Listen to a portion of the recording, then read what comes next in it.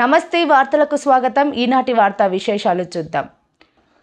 శాకంబరి దేవిగా పోలేరమ్మ అమ్మవారు మరియు రావులమ్మ అమ్మవారికి కూరగాయలతో అలంకరణ, ప్రత్యేక పూజా కార్యక్రమాలు నిర్వహించిన మహిళా భక్తులు. ఆషాఢ మాసంను పురస్కరించుకుని డాక్టర్ బిఆర్ అంబేద్కర్ కోనసీమ జిల్లా కొత్తపేట నియోజకవర్గం ఆలమూరు మండలం పెద్దపల్ల గ్రామ దేవతైన శ్రీ పోలేరమ్మ అమ్మవారికి పెద్దపల్ల గ్రామ ఆడపడుచుల ఆధ్వర్యంలో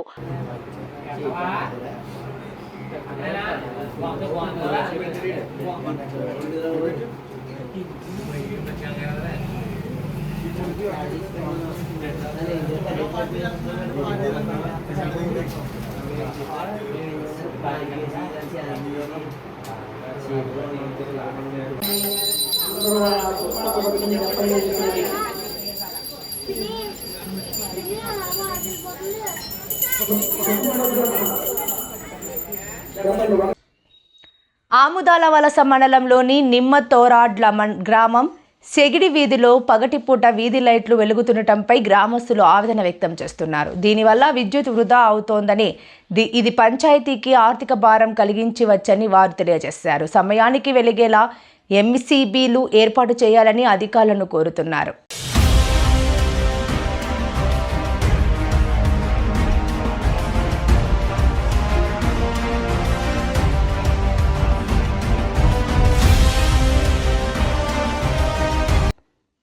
వంగర మండలం వివిఆర్ పేట శివారులో నాటుసార స్థావరాలపై ఎస్ఐ షేక్ శంకర్ నేతృత్వంలో శనివారం పోలీసులు దాడులు నిర్వహించారు. దాడుల్లో 1500 లీటర్ల బెల్లం బూటను ధ్వంసం చేసి సారా తయారీకి ఉపయోగించే డ్రమ్ములు, పాత్రలు స్వాధీనం చేసుకున్నారు. నాటుసారా కాల్చినా, అమ్మినా కఠిన చర్యలు తప్పవని పోలీసులు హెచ్చరించారు.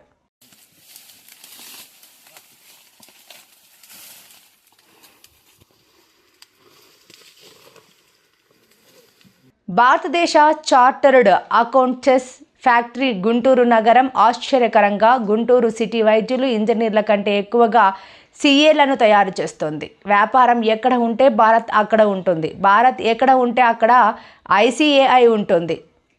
ICAI is India's intellectual backbone. It has now turned almost 76 years old. As Sir said, I stand corrected. You are the largest accounting powerhouse in the world. You are also the most respected and recognized one. And I believe you are one of the very first to also adopt forensic accounting standards. I'd like to share some very interesting statistics. 10 lakh students appear for this exam. I've enlisted, and close to 2 lakh students appear for this exam twice a year. Now the strength of your entire organization is almost close to 4 lakh members and 54 overseas chapters. So wherever there is business, there is Bharat. And wherever there is Bharat, there is ICAI behind it. And to my surprise, when I was preparing for my speech, and to my surprise, I realized that Guntur is the CA factory of India. I thought Guntur doctors, engineers conquered the world. Clearly, I stand wrong. Guntur CAs have managed to conquer the world. Close to 10,000 students are pursuing this career. The number of students who are pursuing CA are higher than the students who are pursuing engineering and medicine combined. So we have amazing talent here. One of the highest pass percentages, which means that there's amazing aspiration. From Guntur to Gulf, America to Australia, wherever you go, you actually end up seeing Telugu CAs today. As I said, your profession is not easy. That's why I chose to become a Stanford MBA. It is a very difficult profession, but that's what makes it very valuable. Diamonds are not made easy. Neither are CAs. People say there are two types of folks. One are CAs, the other one who wish they were CAs. And people who criticize you are merely jealous about you. CA as a profession spans across sectors. Behind every balance sheet, of course, there is a CA. And when I went to Stanford for my MBA, I actually focused on accounting because I knew that was my biggest weakness. So the 2 years I was there, almost every quarter I would take at least 2 accounting classes. And honestly, we are all living in very inspiring times. Vijayawada నగరం super స్వచ్ఛత లీగ్లో భారతదేశంలో మంచి స్థానం సంపాదించిందని municipal commissioner Dhyanachandra, మంత్రి నారాయణ కలిసి రాష్ట్రపతి ద్రౌపది ముర్ము చేతుల మీదుగా అవార్డు అందుకున్నారని స్పష్టం చేశారు. భవిష్యత్తులో మరిన్ని అవార్డులని ఎంసీకి రావాలని కోరుకుంటున్నామని ఆశాభావం వ్యక్తం చేశారు. పరిస్థితి కార్మికులు, నగరవాసుల ఇబ్బందులను దృష్టిలో పెట్టుకుని తక్షణమే విధులలోకి హాజరు కావాలని అభ్యర్థించారు.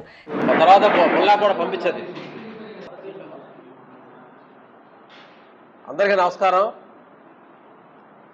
ఈరోజు కూటమి ప్రభుత్వం ఆధ్వర్యంలో విజయవాడ సూపర్ స్వచ్ఛత లీగ్లో మన విజయవాడ నగరం భారతదేశంలో ఒక మంచి స్థానాన్ని స్వచ్ఛతా సర్వేక్షణ సాధించడంలో మరి కూటమి ప్రభుత్వం ఆధ్వర్యంలో విజయవాడ నగరం మరి అత్యుత్తమ స్థానంలో జాయిన్ అయ్యి మంచి అవార్డు గెలుచుకొని మరి కమిషనర్ గారు నిన్నే మంత్రి నారాయణ గారు కమిషనర్ గారు ఢిల్లీలో రాష్ట్రపతి ద్రౌపది ముర్ము చేతుల మీదుగా అవార్డు తీసుకోవడం జరిగింది.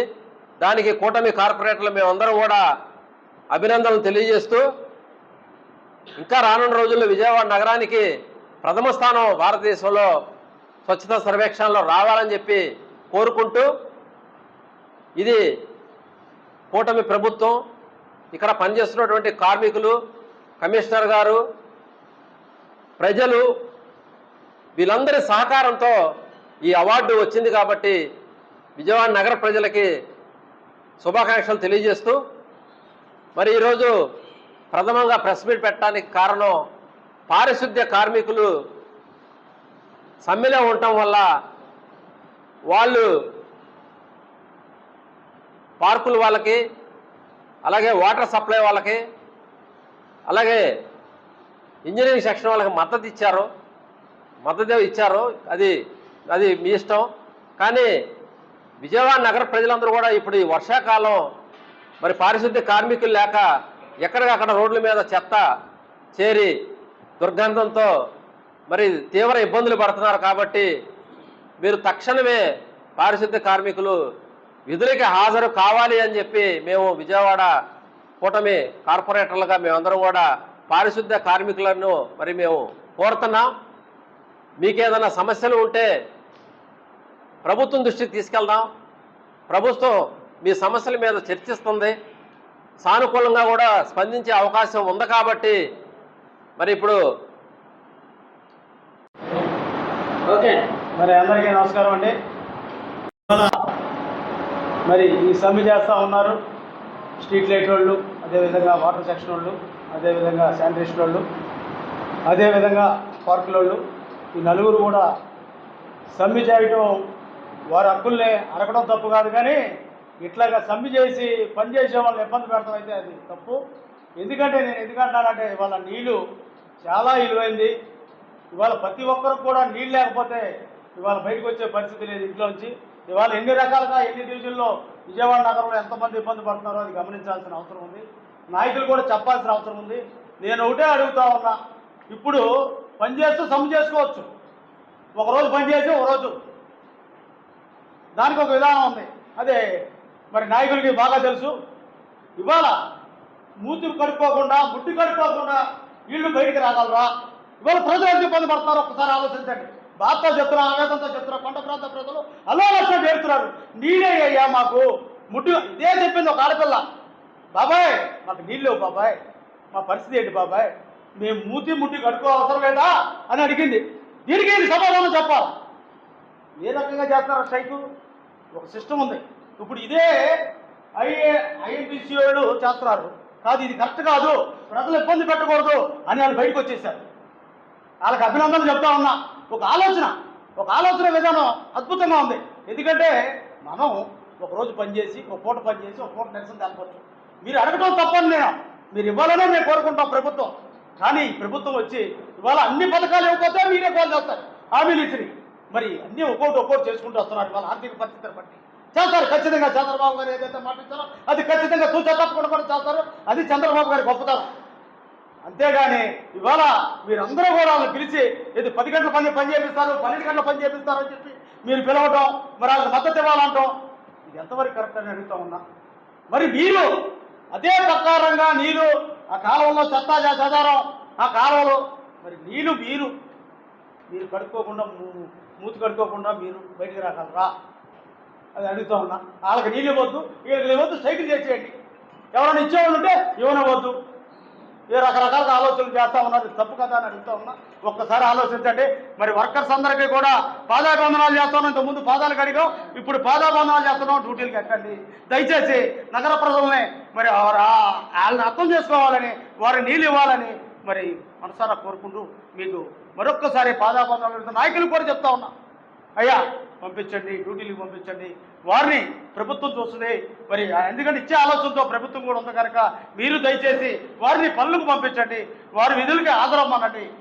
ఈ వార్తలు ఇంతటితో సమాప్తం.